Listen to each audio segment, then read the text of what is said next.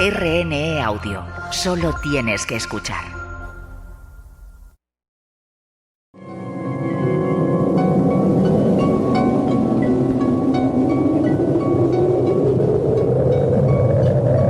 Solo cuando el túnel está en la más absoluta oscuridad es cuando puede volver otra vez la luz.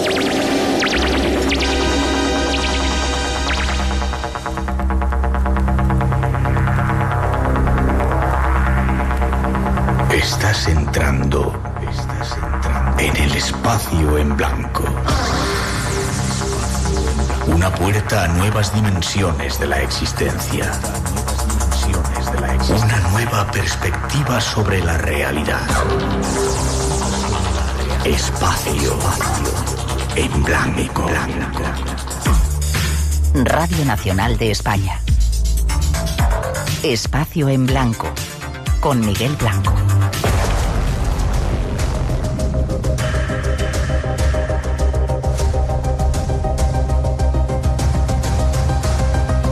Hola, en pleno mes de verano y de vacaciones para muchos, comenzamos. Es tiempo de misterios aquí en Radio Nacional.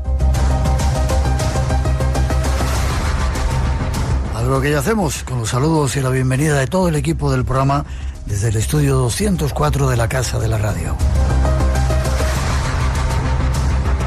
Esta noche en la parte técnica, Rodrigo Vázquez de Prado, Natalia Sotillos en la realización y coordinación del programa y este que os habla, Miguel Blanco, que os damos la más cordial bienvenida a esta nueva cita del programa. Tenemos forma de comunicar con todos vosotros. Déjate caer en nuestras redes. eBlanco Radio, RNE, por WhatsApp 633 50 50 11 y en el mail espacioenblanco@rtve.es.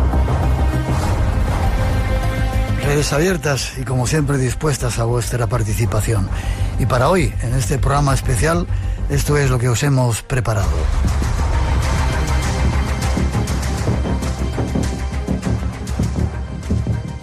Para este programa de verano os hemos preparado diferentes argumentos, siempre a la búsqueda de respuestas en este universo en el que nos movemos. Comenzaremos explorando lugares mágicos de una parte de esa España despoblada que guarda tesoros que no se deben perder. Retazos de la historia, ecos de leyendas y lugares mágicos que hoy iremos a conocer. Continuaremos visitando. Tras esa introducción nos vamos de viaje. Leyendas y sabiduría que hay en todos ellos. Y allí hay dos personas, dos jóvenes, que menos mal que se han dedicado a sacar todo lo que los ancianos sabían para que no se olvide. Hasta allí nos vamos para saludar a Alberto Hernández Valle. Buenas noches, Alberto. Muy buenas, Miguel, ¿qué tal? Un placer que estés con nosotros, escritor y divulgador. ¿No te haces la idea de eso de escritor? No, la verdad es que llevo 2 libros escritos, o uno y otro coescrito, y no me hago a esa idea de ser escritor, no sé, es como que es una palabra demasiado grande. Pues ya eres escritor. Déjame que saludemos a tu compañero, Eduardo Cabrero Alonso. ¿Lo he dicho bien, Eduardo? Sí, correcto. ¿Cómo estás? Buenas noches, Miguel. Buenas noches, Alberto. Pues encantado de estar aquí de nuevo. Historiador y escritor también. Habéis escrito cosas diferentes que tenían que ver con Zamora y juntos habéis escrito 50 lugares mágicos de Zamora, ¿verdad?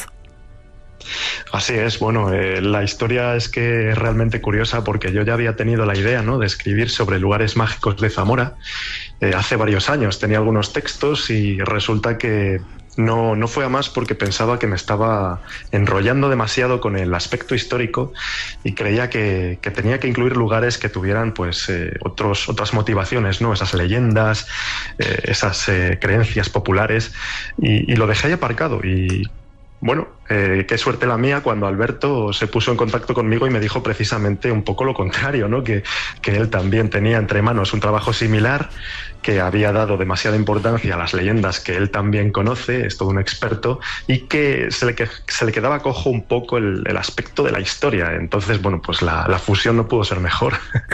Qué bien que lo hayáis hecho. ¿Os interesa a los dos el mundo del misterio, verdad? Sí, muchísimo.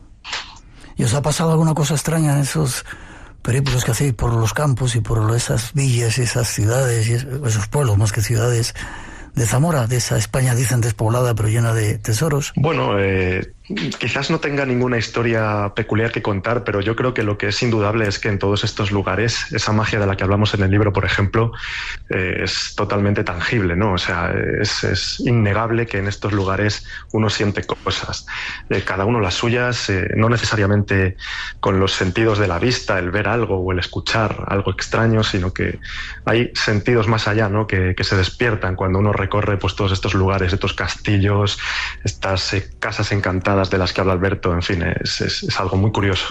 ¿A ti, Alberto, te ha pasado alguna vez algo en esas casas encantadas? No, la verdad es que no. Sí que he sentido esa magia de los lugares, sí que he sentido su gestión al estar en un pueblo abandonado, al recorrer sus calles o al entrar en sus casas, pero la verdad es que no he visto nada extraño que bueno. Todavía. Que diga, todavía. Sí, vamos a dejarlo ahí, todavía. ¿Y habéis hablado mucho con los ancianitos que tienen cosas que contar y eso, antes de que se pierda la memoria? Sí, de hecho, ese trabajo de campo creo que es el más bonito. Hay mucho que ya está escrito y un libro como el nuestro no deja de ser una obra que bebe de tantas otras, de otros autores que han estudiado en profundidad cada uno de los 50 lugares que nosotros hemos recogido y resumido.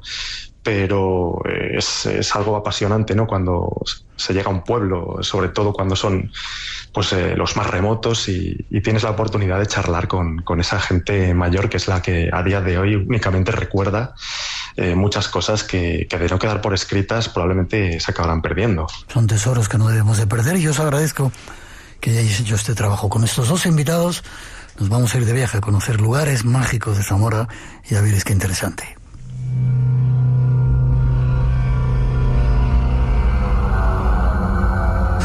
Pues empezamos contigo, Alberto, si te parece. Nos vamos a Alcañices. Sí.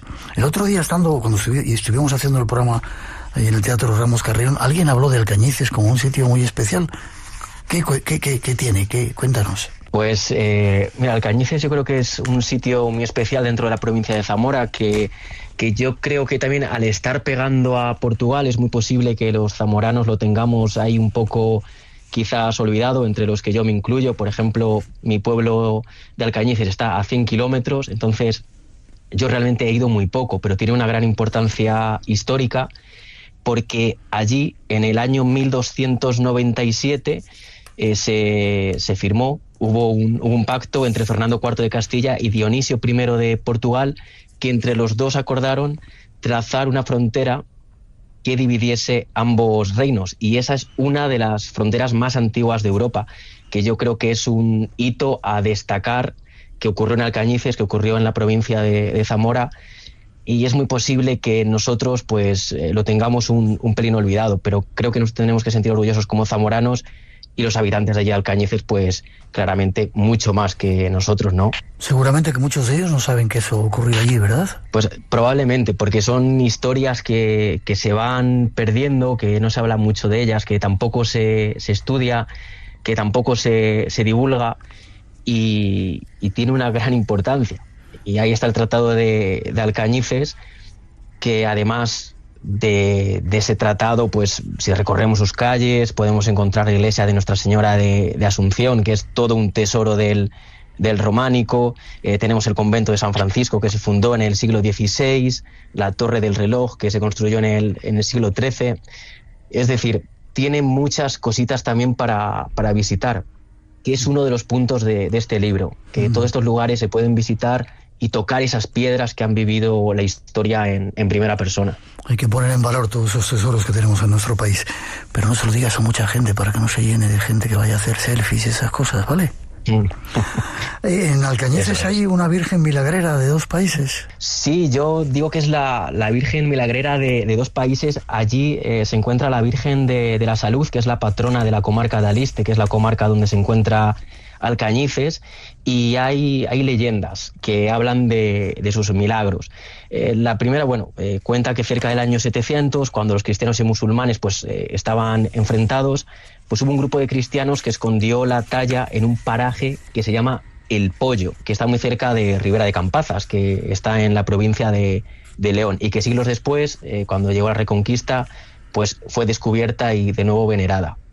Pero hay otra versión que dice que en el siglo XIII, cuando San Francisco de Asís llegó a España en el año 1212, pues la Virgen se le apareció a un franciscano en este paraje, en El Pollo, y que después, cuando los franciscanos se trasladaron a Alcañices, pues llevaron con ellos la imagen de la Virgen y la pusieron en el altar mayor que se fundó en 1541 para alabarla, ¿no? Y además la consideraron protectora contra las enfermedades. Por eso es la Virgen de la Salud. ¿Qué pasó? Que en el año 1917 la imagen original de la Virgen de la Salud se quemó. Se vio reducida a cenizas, entonces hubo que sustituirla por otra 4 años después, que por suerte heredó esos poderes curativos de la primera. Es decir, la segunda heredó todos esos milagros y esa capacidad para hacer milagro. Creo que hizo un milagro, bueno, ha hecho muchos, ¿no? Pero cuéntanos uno, sí. Algo que tiene que ver con fiebre de un niño.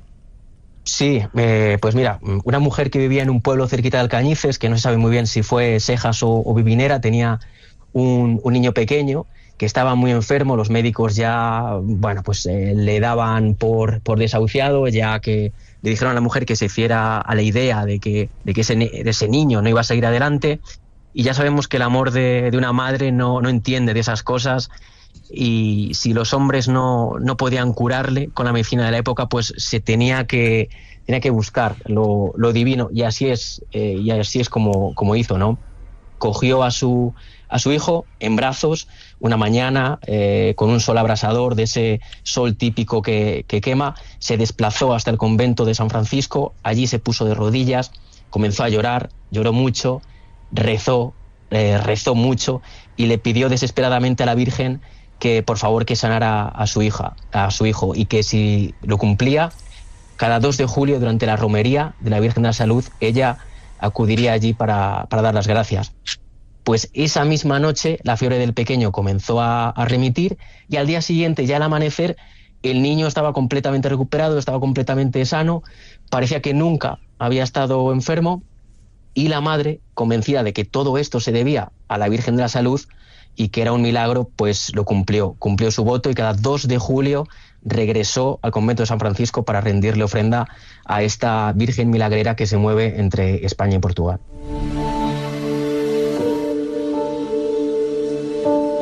Un sitio que ya apuntamos para ir a visitar. Me voy contigo, Eduardo. Llévanos al Castro de las Labradas. ¿Dónde está esto? Bueno, pues esto se encuentra en el norte de la provincia de Zamora, muy cerquita de Benavente, y tiene una curiosa historia. El punto de inicio que podemos situar, ¿no?, para adentrarnos en esta aventura es una novela del célebre autor Miguel Delibes que se titula El Tesoro. Realmente es una de las menos conocidas, pero la verdad es que es apasionante, y se dice que está basada en un acontecimiento verídico en el que, si no recuerdo mal, se vio involucrado su propio hijo, que tanto ha escrito además sobre el Castro de las Labradas, por cierto. Bueno, pues en esos años tan convulsos, ¿no?, en los que las cosas no eran igual que ahora, pues los arqueólogos se vieron involucrados, ¿no?, en cierto conflicto con los vecinos, con la población local de este pueblo, porque cuando esos restos del Castro de las Labradas y todo lo que allí se encontró empieza a salir a la luz, sobre todo pues por medio de las labores agrícolas, ¿no?, esos arados que van levantando la tierra y sacan auténticos tesoros de debajo de la misma, pues como que se dio cierto conflicto entre ellos, porque los lugareños pensaban en cierto modo que quizás esos académicos, ¿no?, esa gente que llegaba de fuera a su pueblo, les estaban arrebatando lo que era suyo, esos tesoros de los que ellos en realidad no sabían nada, ¿no? Pero que consideraban como suyos. Entonces, esta novela se basa un poco en esto.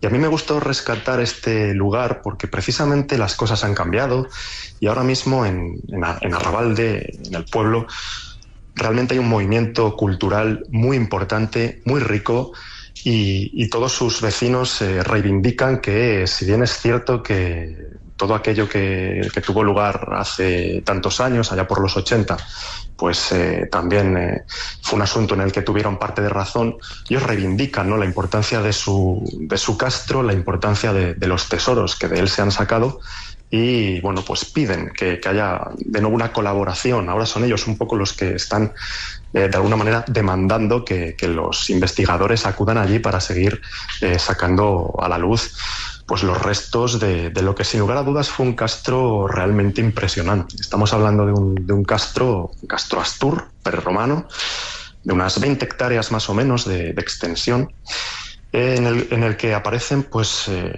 diferentes tesoros en diferentes momentos, ¿no? Como decíamos antes, fueron los campesinos, los lugareños que trabajaban en el campo los que sacaron a la luz unas vasijas en las que se encontraban gran cantidad de objetos pues de todo tipo, ¿no?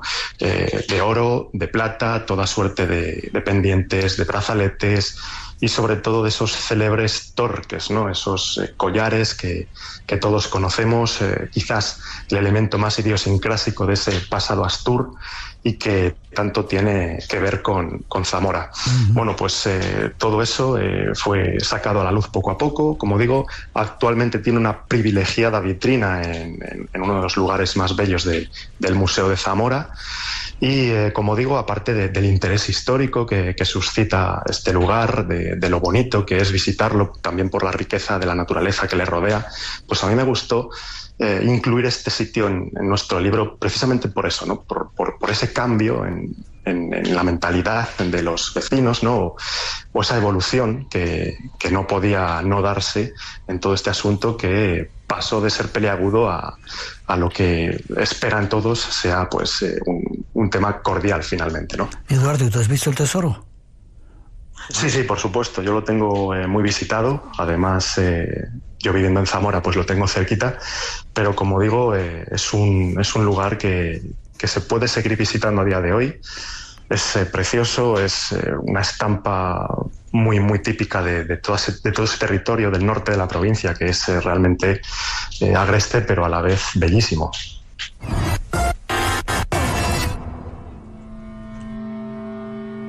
Espacio en Blanco. Creamos universos sonoros para viajar y soñar hacia el más allá.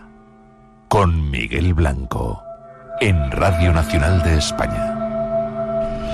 Seguimos en Zamora, nos vamos contigo, Alberto, de nuevo, damos un salto y nos vamos al Salto de Villalcampo, un pueblo con fecha de caducidad. No estamos dando los lugares exactos donde están, pero bueno, en el libro creo que dais la referencia para poder llegar, ¿no? Sí, están las coordenadas GPS después de cada lugar para poder ir allí. Y la verdad es que Salto de Villalcampo es un pueblo con fecha de caducidad porque se construye con un único objetivo. Allí está la presa de Villalcampo, una presa hidroeléctrica, y se crea este asentamiento o este pueblo para dar alojamiento a los trabajadores y a sus familias. Está enmarcado en un lugar precioso, ya que Edu ha hablado de un lugar precioso, pues yo quiero también reivindicar los Arribes del Duero, que es un paisaje súper espectacular. Y este pueblo tarda 7 años en construirse y se inaugura en julio de 1949. Allí en el pueblo tenían su economato, tenían su escuela, su iglesia, una hospedería, una casa del maestro, viviendas para todas las familias. Pero claro, el progreso hizo que en la década de los 80, a mediados de los 80, la presa comenzara a automatizarse y muchas de esas familias abandonaron el pueblo.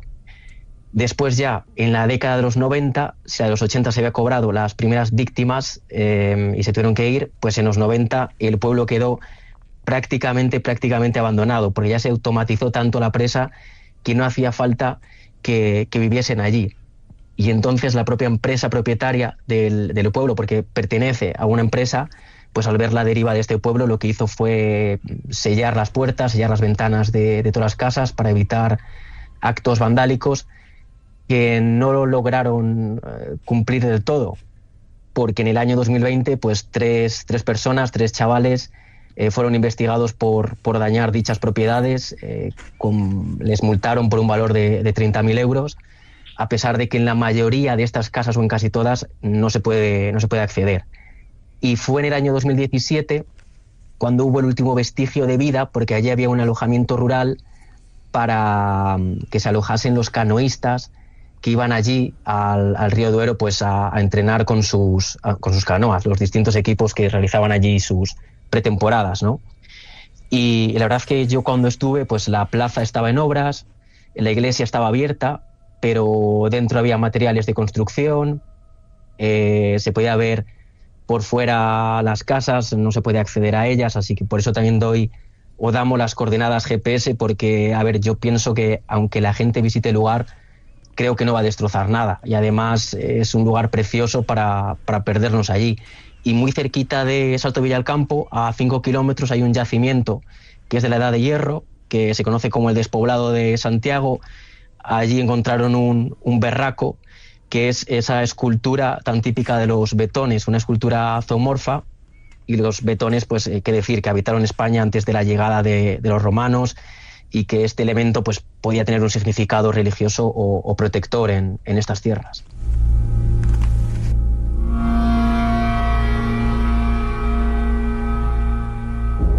Es otro de los sitios donde me apunto a ir con vosotros. Eduardo, nos vamos a ver una capilla Sixtina que está en Zamora. Qué cantidad de cosas tenemos desconocidas, ¿eh?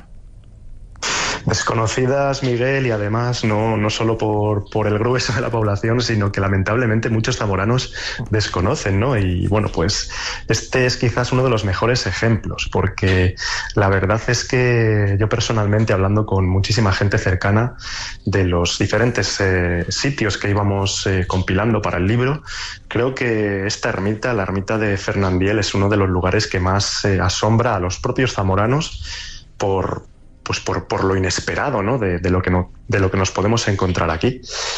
Esto se sitúa en la comarca de Sayago, una comarca ya de por sí bastante desamparada, ¿no? Ciertamente pobre, ¿no? Lo ha sido siempre.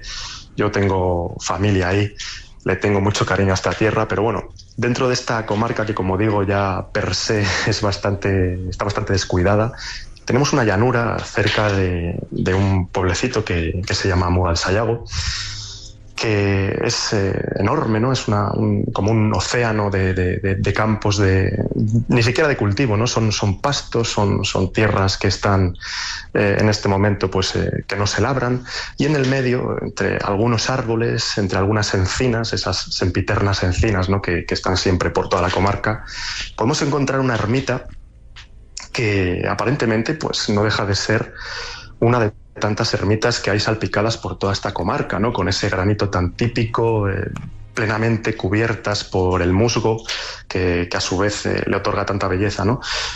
Pues en el interior de esta ermita, que data del siglo XIII, nos encontramos, cuando accedemos dentro de la iglesia, con un interior totalmente diáfano en cuanto a mobiliario. No dispone de ningún elemento, pero que tiene la práctica totalidad de sus paredes cubiertas de frescos. Los frescos son un poquito posteriores, son del siglo XVI, pero que son, es como leer la Biblia, tanto el Viejo como el Nuevo Testamento, ¿no? Totalmente lo tenemos en las paredes, como si de un cómic se tratara, ¿no? Yo creo que el ejercicio de entrar en la ermita y plantarse en mitad de ella, inevitablemente uno gira sobre sí mismo, ¿no? y va casi interpretando los diferentes pasajes bíblicos que tienen las paredes, ¿no? con toda suerte de episodios, ¿no? Tenemos representados profetas, reyes, santos, escenas del Nuevo Testamento, ya digo, hay del Antiguo, hay del Nuevo. Tenemos un montón de cosas, pero Fijaos, a mí lo que más me llama la atención de este lugar, Miguel, Alberto, es el hecho de que estos frescos, aun siendo bellísimos, son unos frescos que los expertos, historiadores del arte han considerado, identificado, que fueron elaborados por artistas, digamos, no demasiado habilidosos. Es decir, de esos artistas que en esta época pues eran itinerantes, se iban pintando los interiores de las iglesias de los diferentes lugares, y en esta zona tan pobre, ¿no? Como es lógico, pues el vecindario, las propias parroquias, pues no podían costearse unos artistas demasiado importantes, ¿no? Entonces se ha detectado por ciertos detalles, pues que tenemos, por ejemplo, una cosa que me hace mucha gracia, que es el hecho de que en otros templos cercanos, que igualmente poseen frescos, quizás no tan impresionantes como en esta ermita, ¿no? Porque tenemos prácticamente todo cubierto, pero igualmente son preciosos. Pues, por ejemplo, el uso de plantillas, ¿no? En diferentes cabezas, en diferentes manos de los personajes, que esto demostraba que eran pues unos artistas más salidos del arte popular que de esos círculos más impresionantes, ¿no? Y entonces, para mí esto, lejos de parecerme algo negativo, me parece lo más positivo de todo, ¿no? Poder observar y admirar cómo, a pesar de la pobreza y las dificultades de la gente de la zona, pues podían aún así contratar a estos artistas y poder plasmar en las paredes de su templo estas escenas tan apasionantes. Escucha, Eduardo, ¿la gente del pueblo le da valor a eso que tienen? Sí, la gente del pueblo sí que están más acostumbrados, ¿no? a ver la iglesia en sus paseos casi diarios, ¿no? Pero como es una comarca en la que tenemos de una manera abismal, ¿no? y abrumadora el problema de la España vaciada, pues el boca a boca se reduce mucho, y esto es algo que cuesta llegar a descubrir. Entonces, bueno, era un lugar obligatorio, ¿no? Para incluir en nuestro libro. Ya lo has hecho tú, de boca a boca, para que la gente sepa dónde está ese lugar. Ojalá.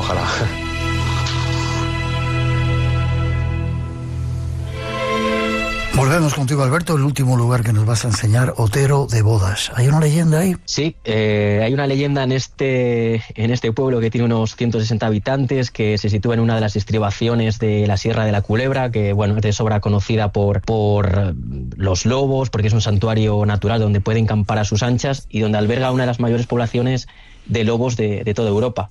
Además, bueno, en la Sierra de la Culebra también la recordamos por el incendio que devoró 65.000 hectáreas, ni más ni menos. Allí, en Otero de Bodas, se cuenta una leyenda que es muy curiosa y un poquito sanguinaria. Allí vivía un caballero llamado Gil Otero de Viezma, que pertenecía a la corte del rey Enrique IV de Castilla, que mantuvo relaciones sexuales con una de las cortesanas del reino.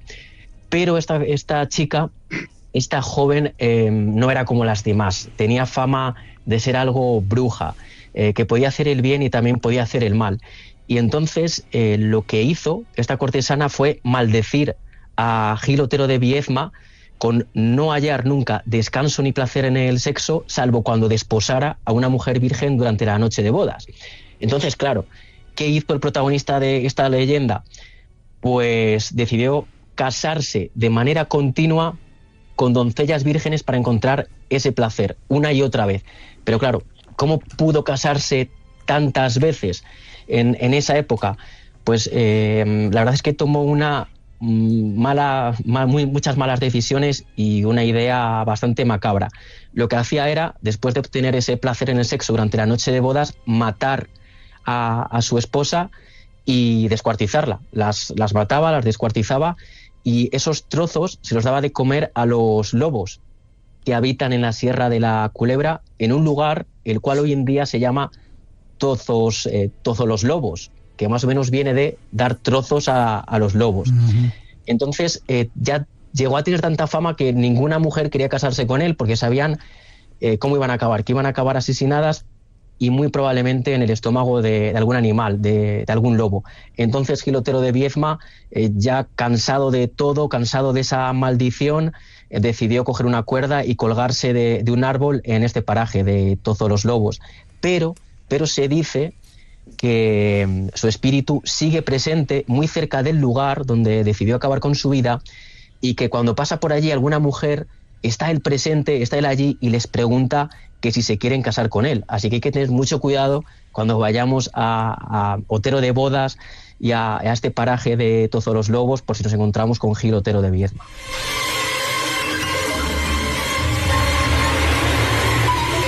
Y nos vamos contigo, Eduardo, al último destino que nos vais a enseñar, la aldea del Palo. ¿Qué tiene que ver esta aldea Así es. con Santa Teresa de Jesús?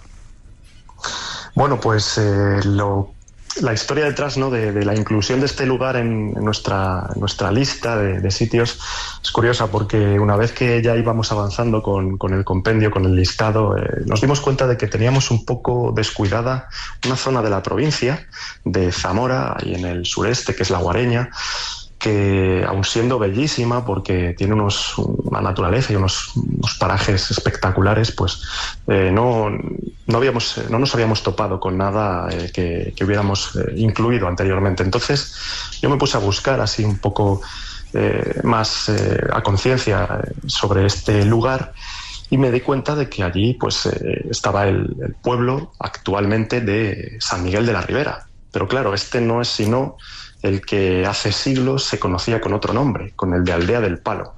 Y en Aldea del Palo hubo un importante monasterio franciscano del que a día de hoy, pues desgraciadamente, no queda nada.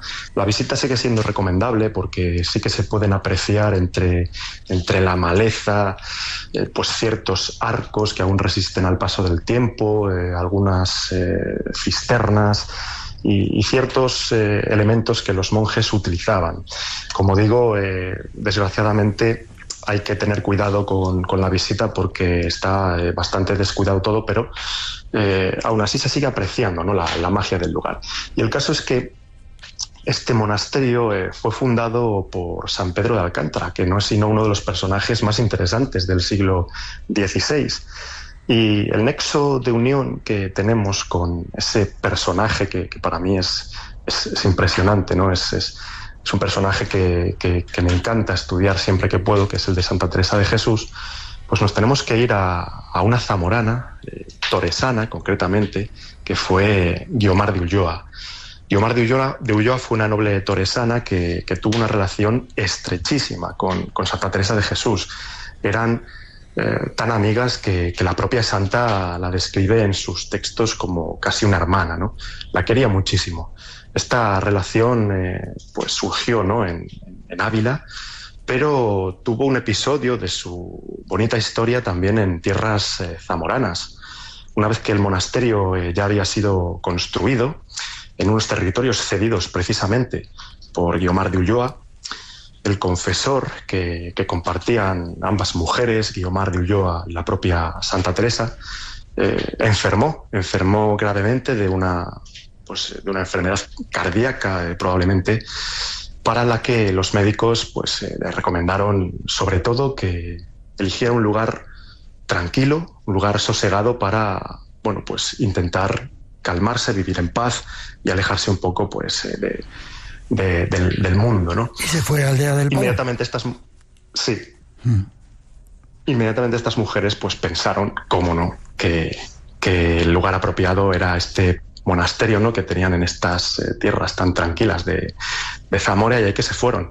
Entonces hay una fecha que es el año 1557, que es el que se maneja en las fuentes como que es el año en el que sabíamos que Santa Teresa había estado por lo menos una noche en ese monasterio, acompañando quizás a Guiomar de Ulloa, que a su vez pues atendía al confesor de ambas, pero recientes investigaciones han profundizado más en el asunto y se han dado cuenta de que, lejos de haber pasado una única noche, Santa Teresa probablemente estuvo en este pequeño pueblo, en Aldea del Palo, en esta zona tan bonita, zamorana, mucho más que una noche, varios meses, por no decir que incluso periodos tan largos como un año o más.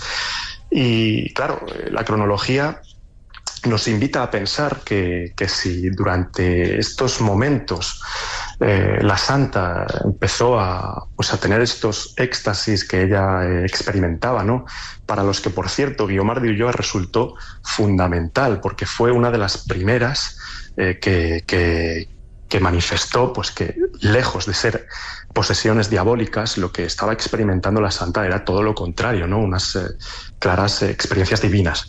Entonces, ¿por qué no pensar, ¿no?, que incluso esa bella escena que representó Bernini, ¿no?, de ese éxtasis de Santa Teresa, ¿no?, que está en la iglesia de Santa María la Victoria, creo, en Roma, ¿por qué no pensar, ¿no?, que quizá no esta transverberación como se conoce, pero sí quizás alguna otra experiencia similar? ¿Por qué no pensar que la santa la vivió en este pequeño monasterio del que hoy pues no queda prácticamente nada en esta zona tan olvidada de Zamora?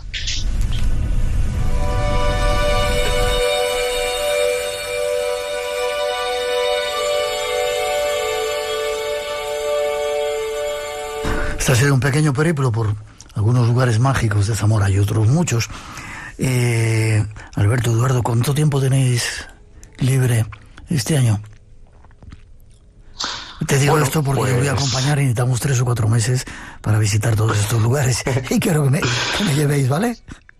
Bueno, tienes absoluta prioridad, Miguel, porque si decíamos al principio de esta amable entrevista, pues que nuestra fusión entre lo que Alberto conoce las leyendas y lo que yo puedo aportar de historia había sido muy positiva, no podemos no agradecerte que des inicio a nuestro libro con ese maravilloso prólogo que bueno, pues es la guinda del pastel. Muchísimas gracias. Gracias a vosotros, sobre todo por el valor que gente joven como vosotros le dé por recuperar todo eso que está ahí, esa lección de historia, escuchar a los ancianos, a los abuelitos que tienen mucho que contar.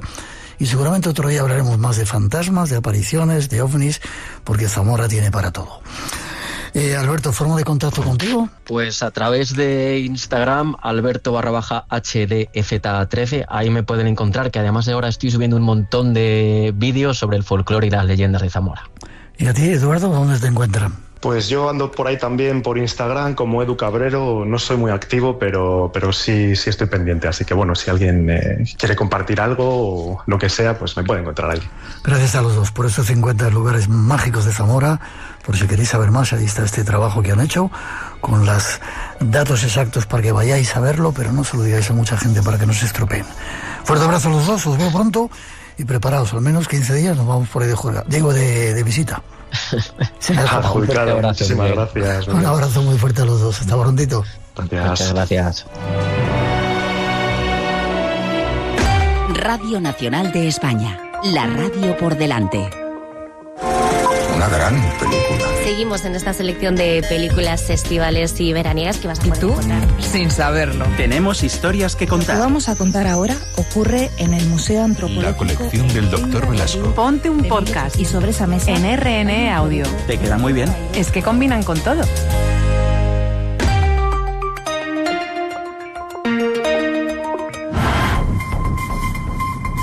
Enigmas sin descifrar. Realidades que escapan al mundo de la lógica. Acompáñanos en el viaje hacia lo desconocido. Espacio en Blanco. En Radio Nacional de España, con Miguel Blanco.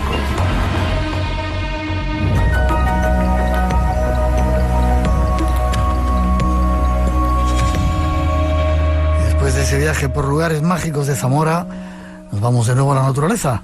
Nuestro compañero nos acerca a ella y a alguno de sus misterios.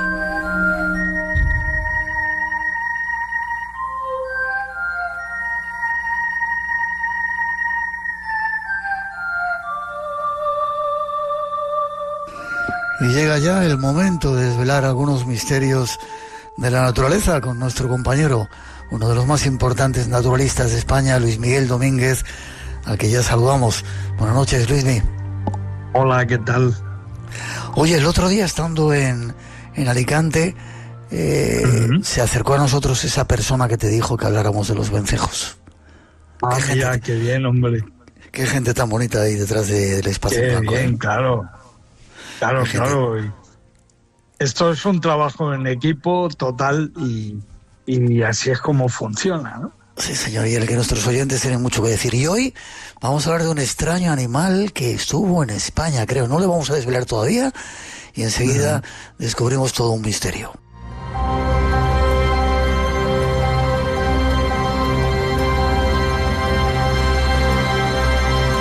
¿Tú le llamas Luismi, tú le llamas el encebro. El otro día cuando me mandaste la información, digo, se ha equivocado y quiero hablar del enebro. Pero no, el encebro. ¿Qué es eso? Sí, del encebro. La verdad es que es un mito aunque de carne y hueso, o sea que realmente existió hasta el siglo XVI, es lo que sabemos, pero realmente fue muy numeroso y todo un símbolo de la historia natural de la península ibérica, ¿no? ¿Qué características tenía? ¿Era una cebra, encebro? ¿Qué es eso? Sí, mira, se le llamaba encebro o cebro también, cebro o encebro. Este era un caballo salvaje que vivía en manadas enormes, que relinchaba como los caballos y que era muy, muy veloz. Era muy difícil de cazar, pero en cambio tenía una carne divina. O sea, hay escritos al respecto que hablan del sabor del encebro espectacular, ¿no? Y el cuero se utilizaba para la confección de escudos para la guerra y de sandalias o botas. En fin, era un animal que acabó siendo extinguido precisamente por una caza excesiva, ¿no? Supongo que estaría en tiempo de los conquistadores. ¿No se llevaron ninguno a América de estos ejemplares? Sí, claro que sí. Y de hecho, este es un animal que, por lo que ahora voy a contarte, ha sobrevivido de alguna manera gracias a la crianza de caballos, ¿no? Que han sido los que realmente se han interesado por este ser increíble. ¿En qué lugares de España existía? ¿En toda España estaba? En toda España, y además te voy a decir, hay un montón de topónimos que tú mismo manejas a diario, que sin darte cuenta ya te están diciendo, este ha sido territorio de encebro.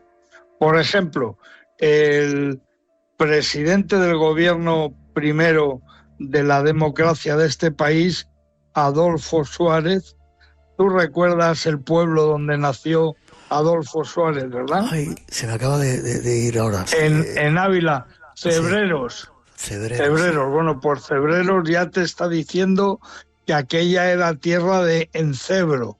Cebreros. También tenemos en la provincia de Lugo la Serra do Cebreiro.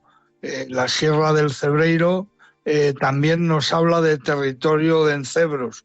Y en Portugal, por ejemplo, tenemos el Vale de Cebro, que también es muy bonito y es un territorio donde siempre hubo encebros.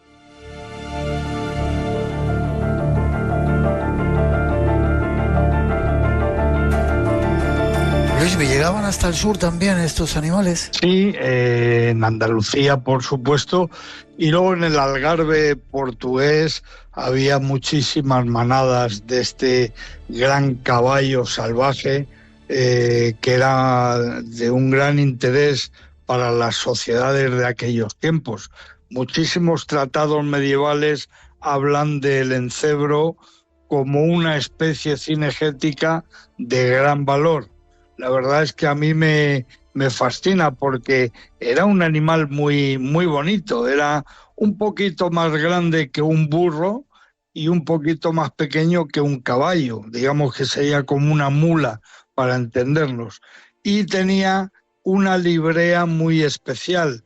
Era de color ceniciento y justamente siguiendo la línea de la columna vertebral, ahí había una línea negra y de ella partían numerosas rayas.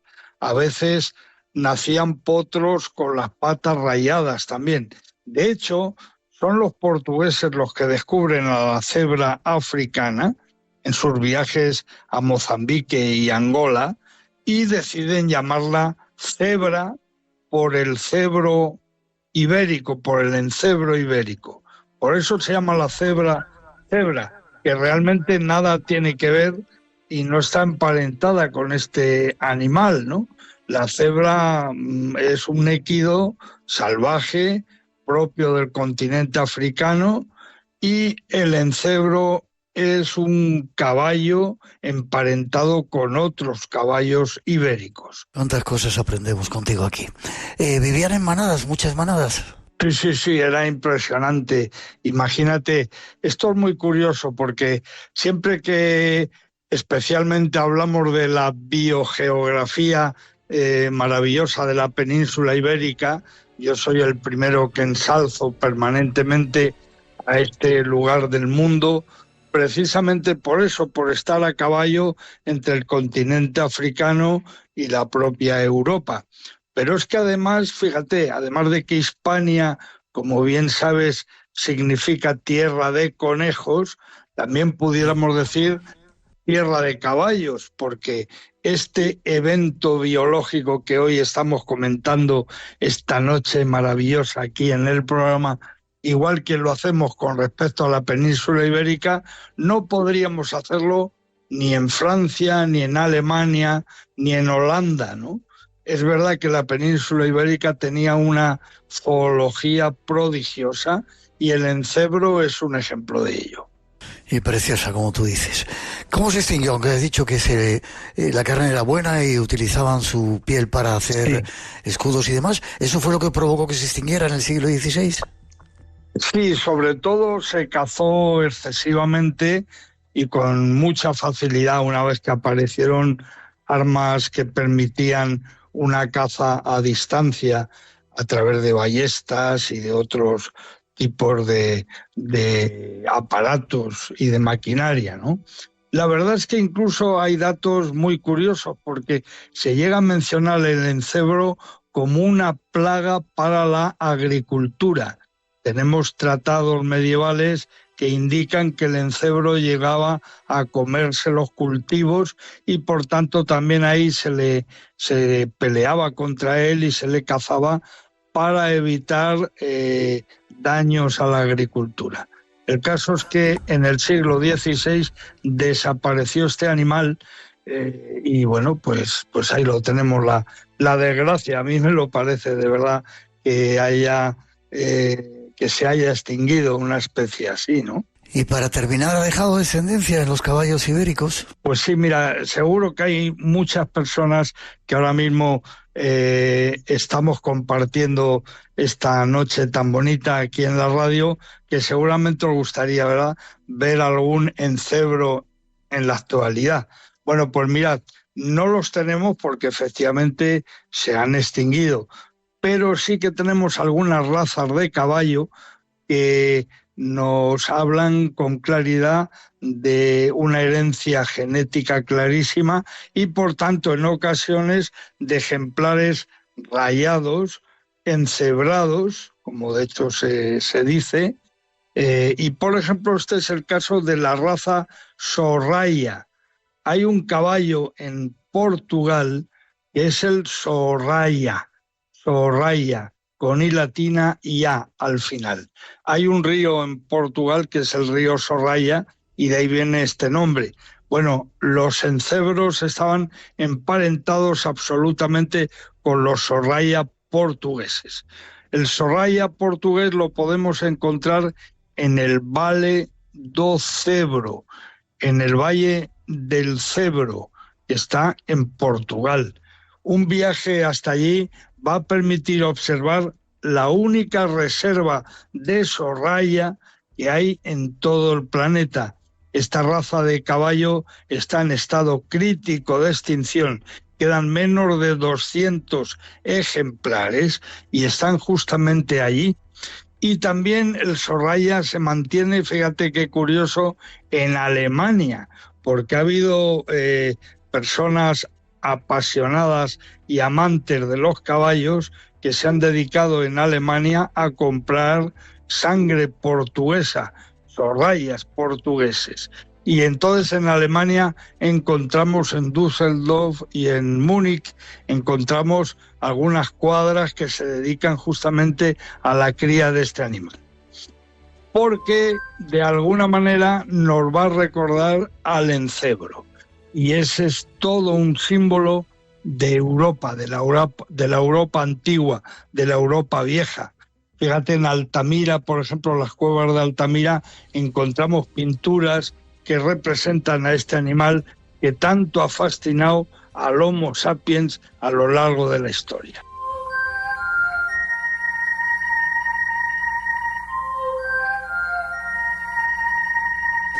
Siempre aprendiendo cosas nuevas con nuestro naturalista Luis Miguel Domínguez. Como siempre, un placer, Luismi. Forma de contacto contigo para que te sigan contando cosas y nos sigas contando, descubriendo misterios de la naturaleza. Mira, ya sabéis, mi correo electrónico es lmdominguez@gmail.com.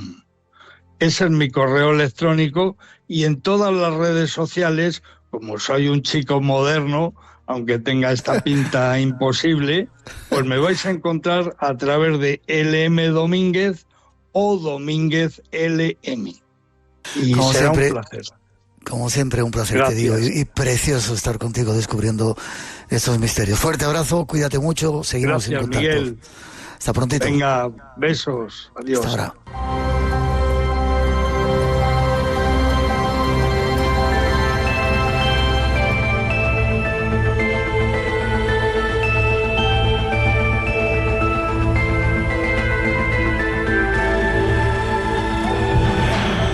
Hemos de hacer una pausa, os dejamos unos minutos con las noticias y regresamos enseguida. Tras ellas, vuelve el Misterio de Radio Nacional.